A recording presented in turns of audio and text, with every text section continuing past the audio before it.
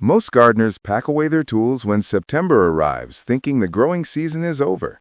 But experienced gardeners know a secret. This month offers one of the best opportunities of the entire year to establish beautiful perennials that will reward you for decades to come. Welcome back to Seniors Gardening Advice. I'm Sam, and I've been helping gardeners create stunning landscapes for over 20 years. September isn't the end of your gardening journey. It's actually one of the most productive months you can spend in your garden.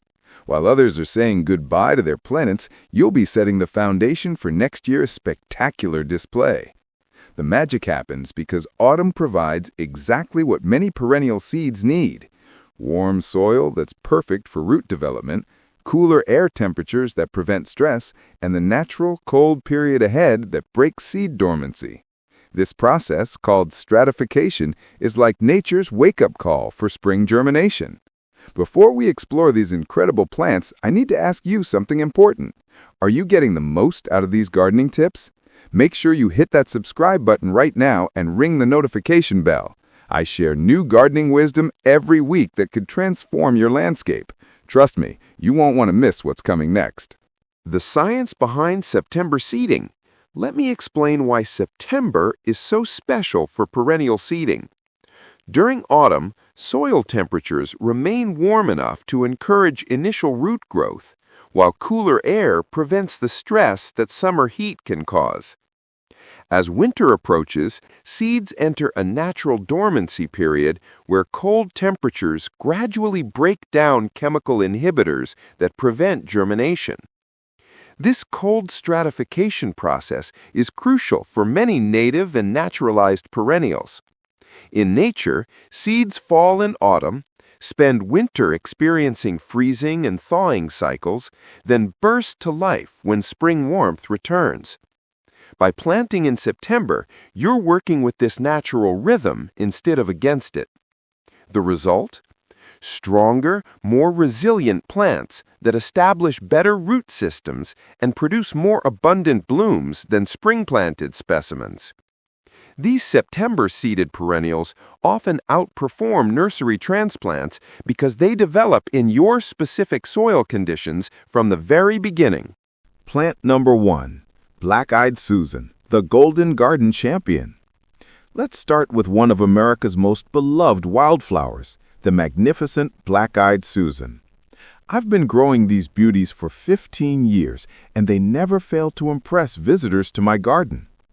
These stunning perennials showcase brilliant golden yellow petals surrounding deep chocolate brown centers, creating a striking contrast that catches the eye from across the yard.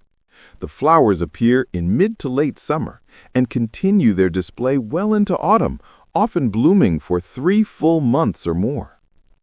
Black-eyed Susans typically reach heights of 24 to 36 inches, making them perfect middle-ground plants in perennial borders. Their sturdy stems rarely require staking, and the flowers hold up beautifully in both intense summer heat and early fall rains. September planting gives these seeds the cold treatment they need for optimal germination rates.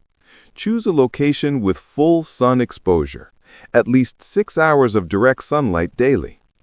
These plants tolerate various soil types, but perform best in well-draining ground that doesn't stay soggy after rain. To plant, simply scatter seeds directly onto prepared soil and barely cover them with a light dusting of earth. Water gently to settle seeds in place, then maintain consistent moisture until seedlings emerge next spring.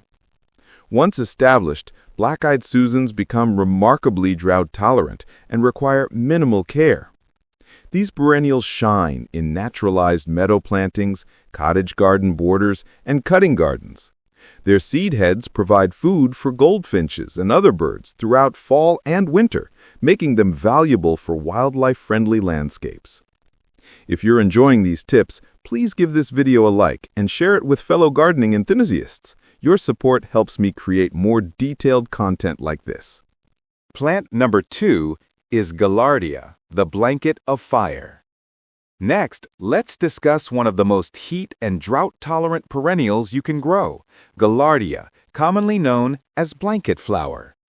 This incredible plant has earned its place in gardens across the country due to its exceptional resilience and non-stop blooming performance. Gaillardia produces spectacular flowers that showcase nature's most vibrant colors. Each bloom displays a stunning gradient of red, orange, and yellow, often with flame-like patterns that seem to dance across the petals. The flowers measure 2 to 3 inches across and appear continuously from early summer through the first hard frost. These perennials typically grow 12 to 24 inches tall and spread 18 to 24 inches wide, creating substantial clumps over time. Their gray-green foliage provides an attractive backdrop for the brilliant blooms, and the overall plant form works well in both formal and informal garden settings. September seeding allows Gaillardia seeds to experience the dormancy period they need for strong germination. Plant in full sun with well-draining soil, these perennials actually prefer lean, sandy soil over rich garden loam. In fact, overly fertile soil can reduce flowering and make plants more susceptible to winter damage. Scatter seeds directly on prepared soil surface and cover very lightly. Water gently and maintain moisture until spring emergence. Once brewing, Gaillardia requires virtually no care and actually performs better with minimal watering and no fertilization. Use blanket flower in sunny borders, rock gardens, xeriscaping projects, or anywhere you need reliable color in challenging conditions. These plants attract butterflies and native bees while providing excellent cut flowers for indoor arrangements. Plant number 3, purple coneflower, the pollinator paradise. Purple coneflower, scientifically known as Echinacea, represents one of the most valuable perennials for both gardeners and wildlife. I always recommend this plant to beginners because it's nearly impossible to kill once established, yet sophisticated enough for the most refined garden designs. The classic purple coneflower displays large, daisy-like blooms with drooping purple-pink petals surrounding prominent orange-brown centers. Modern cultivars expand the color range to include white, yellow, orange, and deep red variations, though I still prefer the original purple forms for their natural beauty and superior wildlife value. These substantial perennials reach 2 to 4 feet in height with similar spread, creating impressive clumps that anchor perennial borders beautifully. The sturdy stems rarely need staking, and the coarse textured foliage remains attractive throughout the growing season. September planting works perfectly for purple coneflower seeds, which require cold stratification for reliable germination. Select the site with full sun to partial shade and any well-draining soil. These adaptable plants tolerate clay, sand, and everything in between. Sow seeds directly on soil surface and barely cover with loose earth. Water to settle seeds, then maintain consistent moisture until spring growth begins. Established plants become extremely drought-tolerant and self-sufficient. Purple coneflowers excel in naturalized plantings, perennial borders, and cutting gardens. Their blooms attract an incredible variety of beneficial insects, while seed heads provide winter food for birds. Many gardeners leave the spent flowers standing through winter for wildlife benefit and architectural interest. Don't forget to subscribe to Seniors Gardening Advice if you haven't already. I have so many more plant recommendations coming that will revolutionize your garden. Plant number 4, Foxglove, the architectural marvel. Few perennials command attention like the majestic foxglove. These dramatic plants bring vertical interest and cottage garden charm to any landscape, creating focal points that draw the eye and spark conversation. Foxgloves produce towering spikes of tubular flowers that can reach 4 to 6 feet in height. The individual blooms, arranged densely along the stems, come in shades of purple, pink, white, and yellow, often with distinctive spotted throats that add intricate detail to their beauty. While technically biennial or short-lived perennial plants, foxgloves readily self-seed when conditions are right, creating the effect of permanent perennial colonies. The basal rosettes of large, soft-textured leaves remain attractive even when plants aren't blooming. September seeding suits foxgloves perfectly, as they require cold stratification for optimal germination. Choose a location with partial shade to filtered sunlight. These woodland natives prefer protection from intense afternoon sun. Rich, moist, well-draining soil produces the best results. Scatter the tiny seeds on prepared soil surface without covering them, as they need light to germinate. Press gently to ensure good soil contact, then water with a fine spray.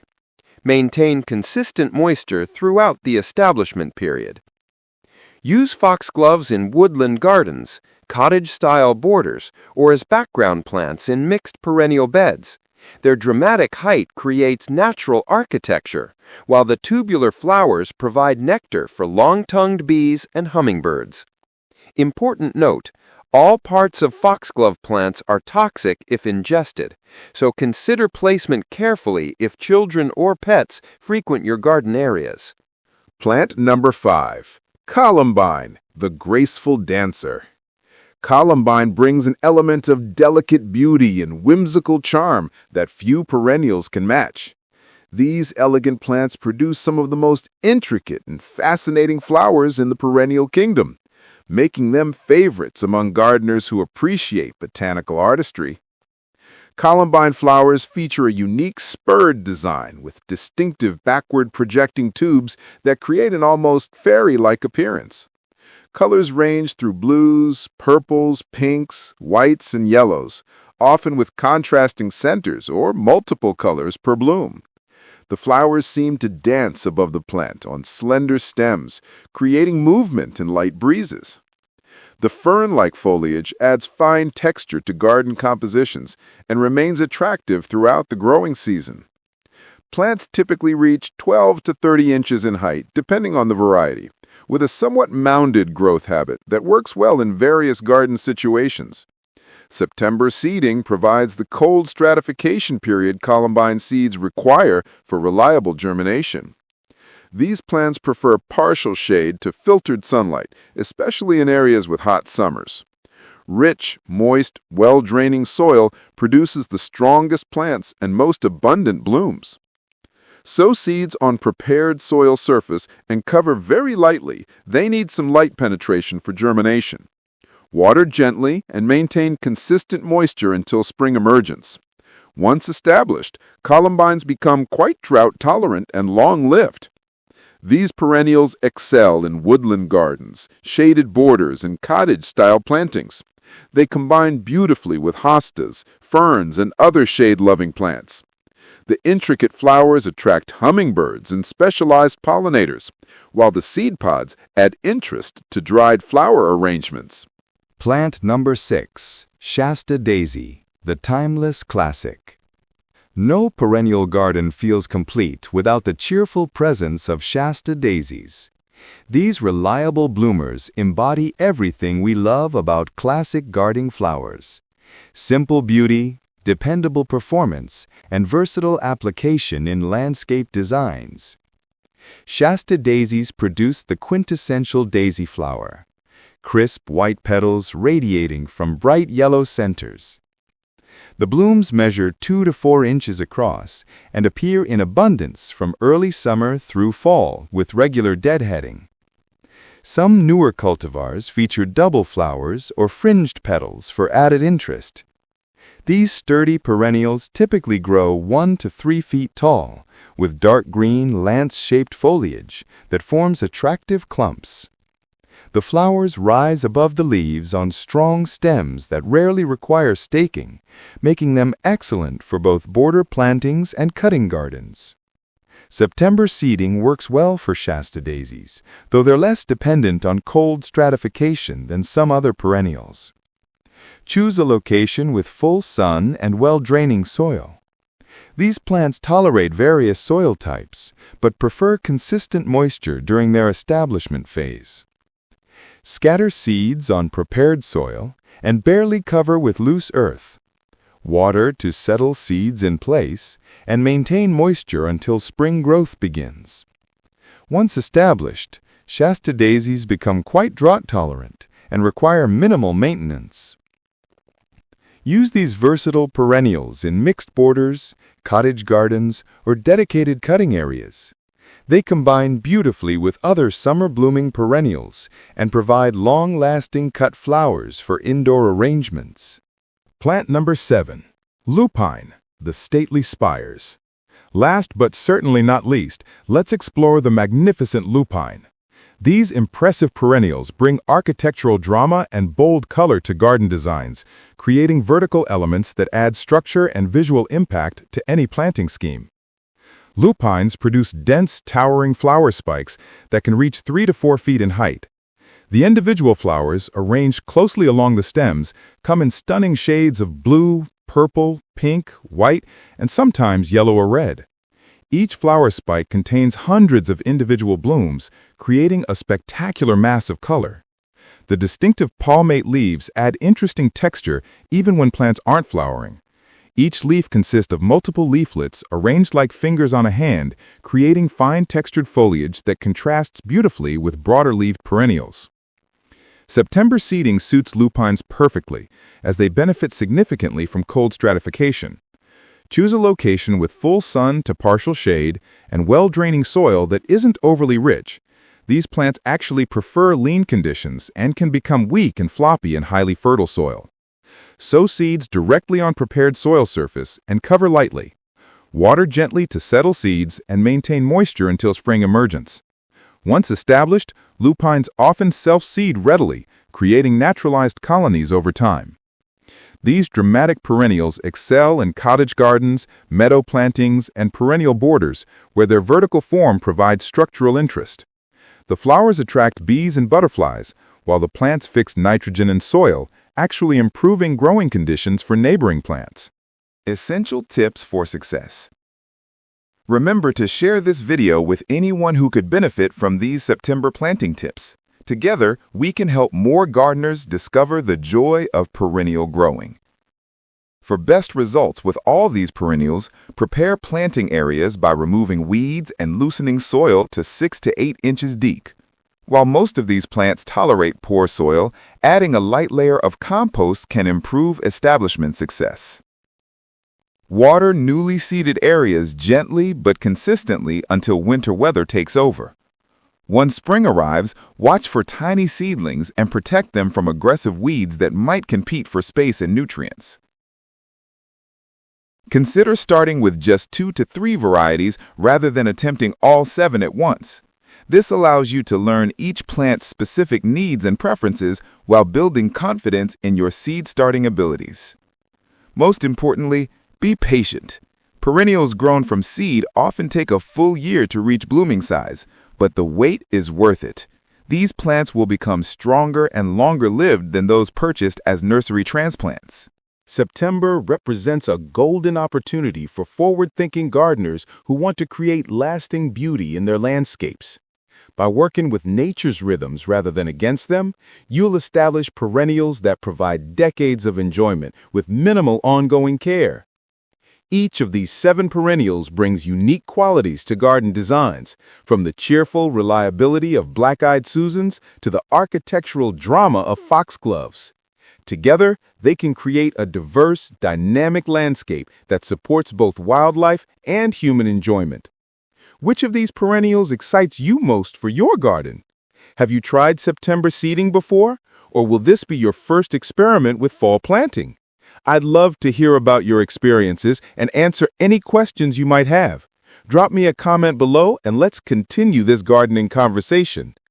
Don't forget to like this video if it was helpful, subscribe to Seniors Gardening Advice for more detailed planting guides, and ring that notification bell so you never miss my latest gardening wisdom. Your garden's best years are still ahead. Let's make them happen together. Until next time, happy gardening!